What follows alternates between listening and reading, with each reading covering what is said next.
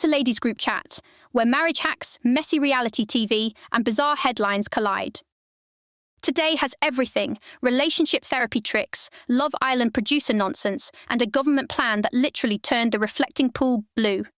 Which sounds fake, but honestly, the fake part is that someone got $14 million to do it. One of the most relatable post-marriage shifts is that whole we're a team feeling getting way more real. A bad day stops being my problem and starts being our problem. And that sounds cheesy until life actually gets hard and you realize, oh, right, there's backup. That same energy showed up in the Forever Home saga too, because moving while working full-time for 3.5 months is a direct attack on mental health. But getting fully unpacked, having an office, having a theatre room, having places that are for specific parts of your life, that's the kind of grown-up luxury that actually changes your brain chemistry. Also, future-proof your house if you can, because the regret over installing Cat 5e instead of Cat 6e is so specific and so real. A lot of relationship conflict apparently comes down to tone, which is annoying because tone is both everything and impossible to litigate in the moment. So the useful move here is the time out cool off first, then come back and talk about why something landed badly instead of doing the instant apology spiral. Therapy helped shift that reflex from sorry to hang on, let's not make this worse while everyone is still activated. And if you work with your partner, you absolutely need boundaries, because otherwise every room becomes a conference room. The clean fix was a designated work zone and one very smart question before a heavy conversation. Do you want me to listen, help solve it, or just be your spouse right now? Family planning also feels exactly as chaotic as you'd expect, where twins sound fascinating one day, the ideal number of kids changes by the hour, and somehow more than one still feels likely. The sweetest piece in all of this is the ritual of stopping during major life moments and saying, this is happening, because that little pause apparently locks the memory in. Same philosophy with weddings. Get the good photographer and get video too, even if it's a shared camcorder floating around guests, because photos are beautiful but video catches the emotion. Then the mood whiplash. Changing your last name is still an absurd bureaucratic obstacle course that drags on for months. When people can buy a firearm more easily than they can update their legal identity across systems, yes, the process is broken. And honestly, the prenup point is solid too. Treat it like a contract, not a betrayal, same as any creative or business partnership where clarity now saves drama later. Love Island is catching heat for becoming a make-out montage with producer fingerprints all over it. People can handle chaos if the consequences feel real, which is why twists like Casa Amor still work when they actually test relationships. What viewers hate is when editing starts steering the whole car, staging challenges, forcing conflict, and basically telling us what to think before anyone has even finished flirting. And when contestants get quietly removed or edited into dust after some old viral scandal resurfaces, it just reminds everybody how manufactured the whole machine is. That same exhaustion is hitting reunion ambushes and nostalgia spin-offs too. At a certain point, stop rebooting the corpse and make a better show. Dua Lipa turning a fashion rollout into an Instagram carousel strategy instead of a standard magazine spread is exactly the kind of celebrity media move that tells you the platforms have won.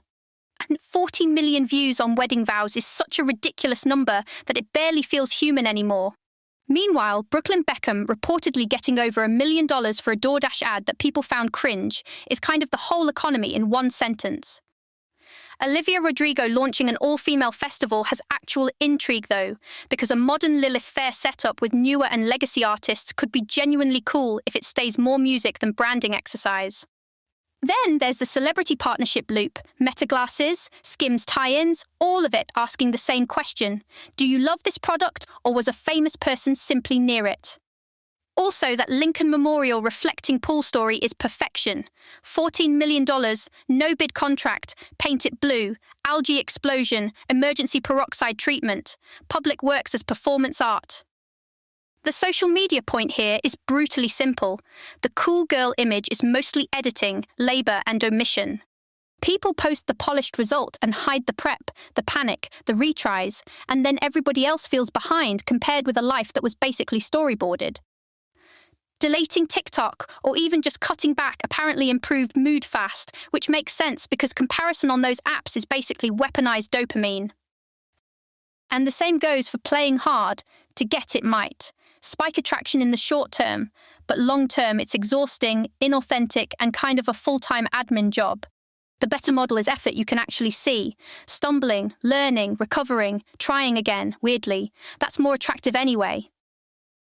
Katie Couric's career stuff is a sharp reminder that being the first woman in a flagship role meant carrying your own job and everybody else's doubts at the same time. She talked about newsroom sexism, body comments, having ideas reassigned, and having to fight for basic credit and respect, which is not ancient history enough for my liking. Her 9/11 reflections also hit, because live crisis reporting is not just journalism, it becomes public grief processing in real time, and that clearly left lasting emotional damage. Then she folds that into health advocacy, and this is where the gender bias point lands hard. Men's sexual dysfunction got massively more research attention while women were underrepresented in trials until after 1993.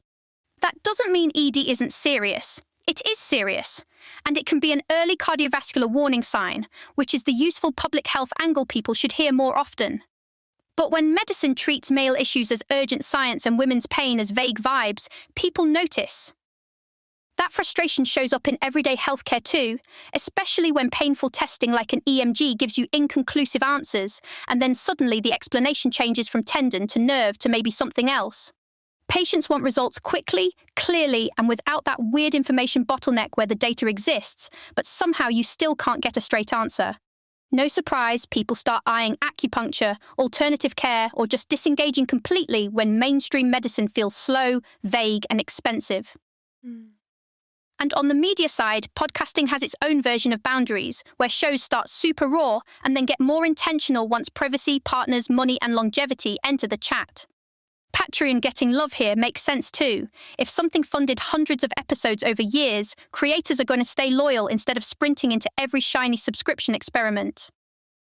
That's it for today's ladies group chat. Protect your peace, question the edit, and please don't spend $14 million turning anything blue. This episode was generated by Podkey.